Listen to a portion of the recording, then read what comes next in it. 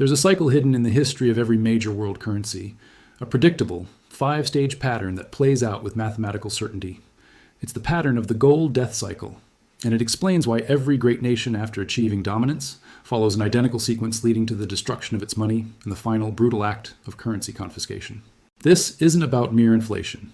This is about the terminal stage of a monetary system, the point where the government, after spending and printing itself into oblivion, realizes there are only two assets the people still trust: gold and silver. And because the state needs to maintain the illusion of its own money's value, it must eliminate the competition. It must seize the final, real asset. This is the story of that pattern, and the pattern never lies. The hook. Every 100 years, the government promises stability, prints endless money, and then, just before the currency collapses, they seize the gold. Rome, FDR's America in 1933, and the coming central bank digital currency, CBDC, are all part of the same pattern. Right now, in 2025, the United States is further along this cycle than at any point since the Great Depression. The signs are everywhere. The debt is insurmountable. The printing is unprecedented, and the final stage is already being prepared. We're going to break down the 5 stages of this inevitable cycle. Then, we will look in detail at 3 distinct historical examples that prove this pattern is absolute. The Roman Empire, debasement and seizure, the definitive precedent of America in 1933, and the chilling modern playbook being used by governments today. The 5-stage pattern of the gold death cycle. This cycle is an economic law as certain as gravity. It always begins after a period of immense prosperity and always ends in economic catastrophe. Stage 1. The golden age and the seed of debt, 30 years. Characteristics. The currency is at its strongest. It is often gold or silver-backed, or tied to a dominant power's strong reserve currency. Trust is absolute. The government is fiscally responsible in relative terms, and the economy is productive. This creates a massive foundation of wealth. The flaw? Success breeds arrogance. The illusion of permanent prosperity leads to the first, seemingly manageable, large-scale debt spending. This debt is usually justified by grand one-time projects, great wars, vast infrastructure expansion, or the acquisition of new territory. The gold backing makes the debt easy to issue because lenders trust the payment guarantee. The Roman Republic's early wars, the start of the British Empire, and America's post-Bretton Woods system are all stage 1. Stage 2, the acceleration of expenditure, 60 years. Characteristics. The initial debt grows into structural permanent deficit spending. The government now spends more than it earns every year, even during peacetime. The initial justification of one-time costs is replaced by entitlements, endless military commitments, and bureaucracy. Tax revenues cannot keep pace. The choice. The government faces a moral and economic choice. Cut spending and trigger a painful but necessary recession, losing power, or borrow and print. They always choose the latter. Rome begins clipping silver from coins. The British Empire shifts from pure gold to a fractionally backed standard. America fights Vietnam and funds the Great Society programs. The gold-silver backing is now strained, but the public is kept in the dark. Stage 3. Currency debasement and the loss of trust, 90 years. Characteristics. This is the most visible sign of collapse. The gold-silver backing is formally, or practically, abandoned. The currency becomes fiat, backed by nothing but the government's promise.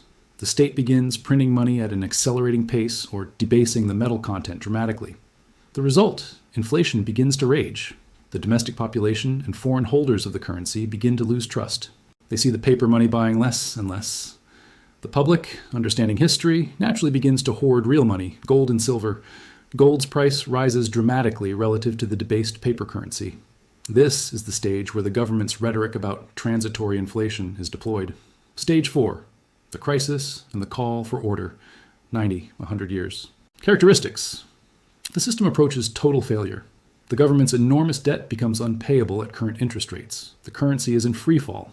Public confidence is shattered. Citizens are actively fleeing the paper money, turning to barter, or demanding payment in gold. The threat. The existence of a competing, trusted money, gold, is now a direct, existential threat to the state's fiat system. As the state prepares to issue a new, tightly controlled currency, a redenomination, or today a CBDC, it recognizes that the gold-hoarding public will immediately flee to gold, rendering the new currency dead on arrival. Stage 5. Confiscation and system reset. The inevitable end. Characteristics. The final brutal act. The government declares a national emergency, often a banking crisis or a new war, and issues a decree making the private ownership of gold illegal. Citizens are ordered, under penalty of law, fines, jail time, to surrender their gold in exchange for the now worthless paper currency at an arbitrary, artificially low pre-crisis price. The outcome? The state obtains a monopoly on real value, cleanses the public's real savings, and then, immediately after the confiscation is complete, devalues the currency, or raises the price of gold, to reflect its true value, thus seizing the vast majority of the public's remaining wealth. This sets the stage for a new currency system, and the cycle begins again. Case study 1. The Roman Empire and the First Confiscation. The Roman monetary system, for centuries the bedrock of the Western world, followed this pattern with chilling precision. Stage 1 and 2, the Daenerius and military overextension. The Golden Age, the silver denarius, introduced around 201 BC, was the currency of the known world. It was reliable, containing nearly 4.5 grams of pure silver. The military was paid in it. Taxes were collected in it. Trust was absolute. The overextension. The Roman Empire expanded across 3 continents, and the cost of maintaining hundreds of legions and vast infrastructure became the first major drain. By the time of Emperor Nero, 5468 AD, the empire was fighting costly wars and funding extravagant public works, like rebuilding after the Great Fire of Rome. They couldn't raise taxes enough. The seed of debt was planted. Stage 3. Debasement as monetary suicide. Instead of printing paper, Roman emperors simply clipped the coins and added base metals, copper, bronze. This was debasement, the ancient form of money printing. Nero reduced the silver content from near 100% to 90%. Trajan, 98 to 117 AD, further reduced it to 85%. Septimius Severus, 193 to 211 AD, the denarius was down to 50% silver, half real value, half worthless metal. Gallienus, 253 to 68 AD, the collapse phase. The coin was now only 5% silver, a copper coin dipped in a thin layer of silver to maintain the facade. As the currency's metal content collapsed, money printing, prices exploded, inflation. What cost 1 denarius in the 2nd century cost 50 denarii by 300 AD. Merchants refused the coins. Soldiers demanded payment in gold or in goods. The system seized up. Stage 4 and 5, Diocletian's edicts and seizure. By the late 3rd century, the empire was in stage 4, terminal crisis. Emperor Diocletian, 284-305 AD, knew the only way to save the system was to impose total control and eliminate the final refuge of value. 1. Price controls. Diocletian, Daenerius edict on maximum prices, 301 AD, attempted to fight inflation by making it illegal to charge high prices. This failed instantly, leading to shortages and a massive black market. 2. Gold confiscation, the seizure. Diocletian systematically went after gold and silver hoarding. He targeted wealthy families and merchants, using informers and state power to confiscate hoards, claiming their resources were needed to defend the state and restore order. This was not a general public order to surrender all gold, but a highly targeted, aggressive seizure of significant private wealth. 3. New currency. Reset. He attempted to introduce a new gold-backed currency, the aureus, but by making its creation possible by seizing the public's gold. The Roman case established the ultimate monetary law. When a government cannot fund itself through production or taxation, it will fund itself through debasement and confiscation. Case study 2. The American Precedent and Executive Order 66102. The Roman model remained theoretical until 1933, when the wealthiest, most dominant nation on earth used the exact same playbook to seize the assets of its own citizens. Stage 1 and 2, the gold standard and the Fed's folly. The Golden Age. From 1870 to 1913, the US dollar was the undisputed global currency, tied directly to gold. In 1913, the creation of the Federal Reserve, the Fed, was sold as a tool for financial stability. The slippery slope. The Fed's power allowed the government to fund World War I and the roaring 1920s through credit expansion. The gold standard was maintained in name, but the ratio of gold reserves to dollars in circulation became increasingly strained. The seed of debt was growing, justified by war finance and modern economics. Stage 3. The Depression and the Flight to Gold. The crisis. The Great Depression, starting in 1929, plunged the country into Stage 3, debasement, loss of trust. The banking system was collapsing, banks were failing, and citizens, seeing their paper money evaporate, naturally began hoarding gold coins and bars. Gold was the only asset that was truly holding its value. The threat. By 1933, the US government was facing financial collapse. Foreign nations, especially France and the UK, were demanding their gold back in exchange for dollars. The Treasury was running out of gold to back the remaining currency.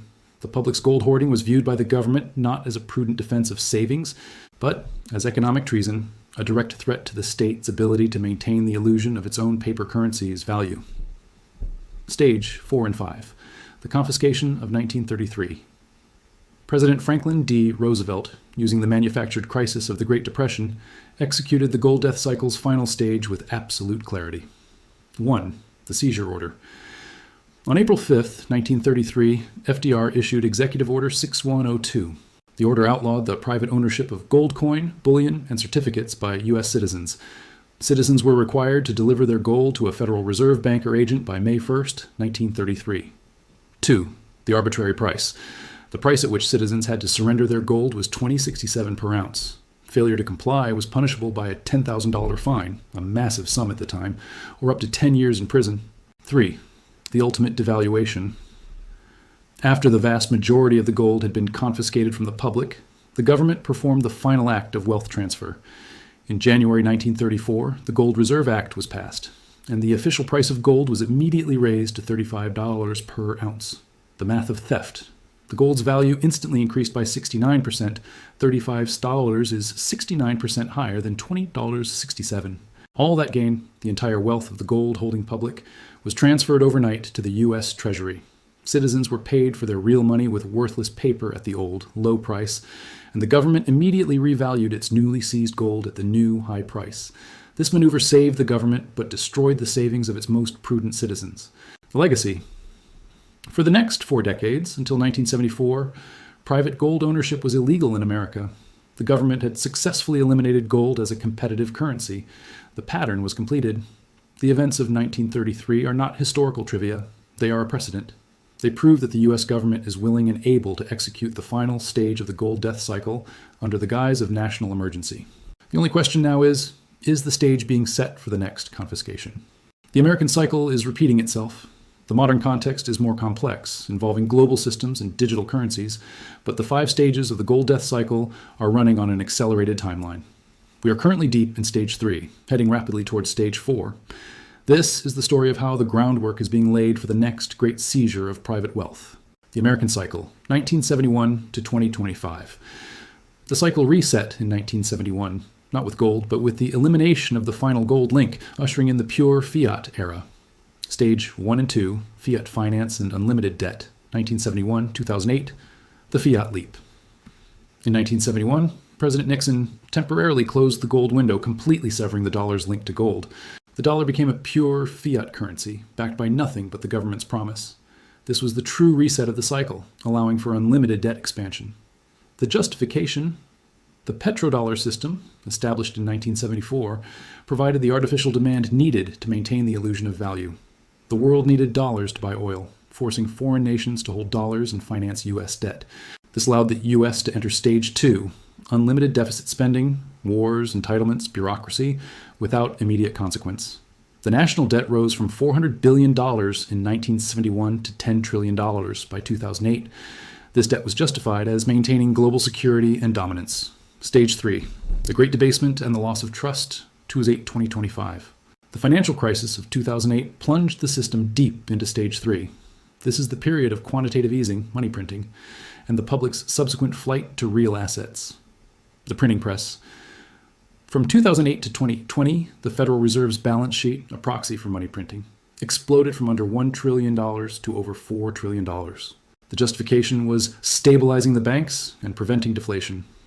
The hyper-acceleration, the COVID crisis, the 2020-2022 period saw money printing on a scale that shattered all historical precedents.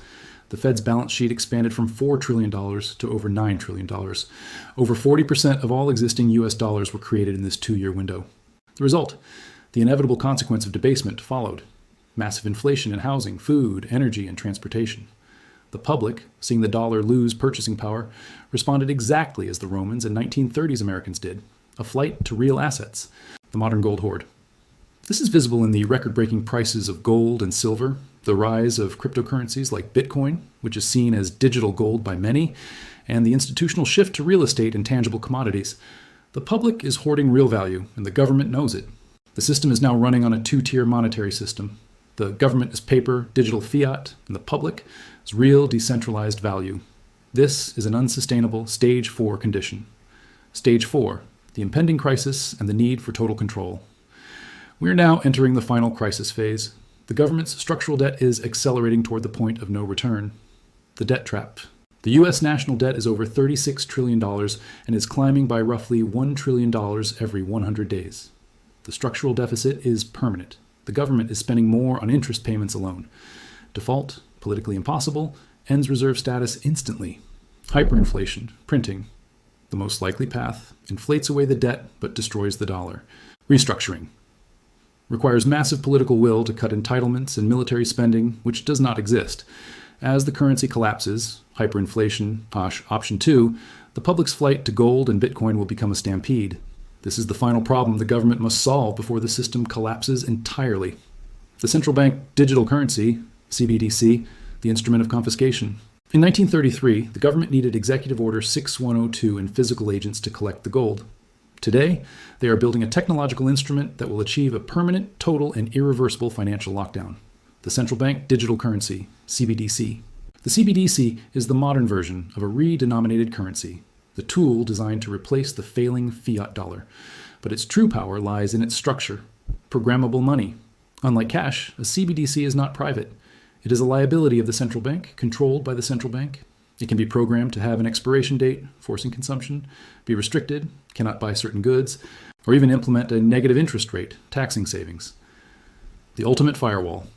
The CBDC is designed to be the only official money. Once implemented, it creates a firewall that prevents the public from fleeing to alternative assets. The CBDC plus gold confiscation playbook. Crisis declaration, Stage 4. A major banking crisis, a global war, or a catastrophic cyber attack is declared a national economic emergency. CBDC, rollout under the guise of stabilizing the system and saving the dollar. The CBDC is rolled out rapidly. Old dollars are phased out.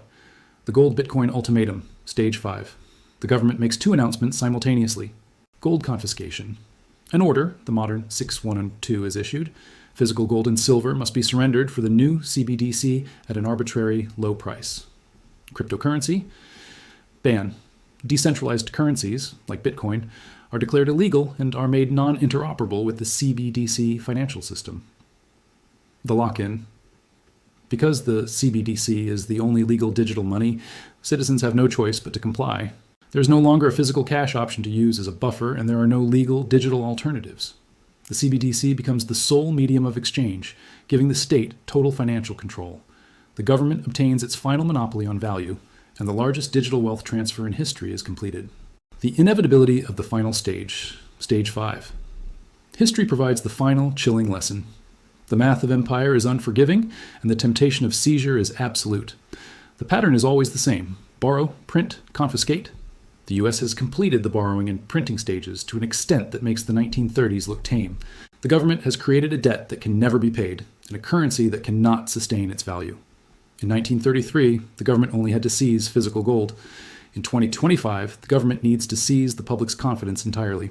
It needs to eliminate both physical gold and the digital gold alternative, Bitcoin, and it needs a fully controllable system to make the flight from its new money impossible. The CBDC is the perfect technological enabler for this. It represents the final logical step in a 1,700-year-old cycle of state monetary failure. The warning signs are not whispers, they are the deafening echoes of history. The pattern is complete, the stage is set. The only variable is timing.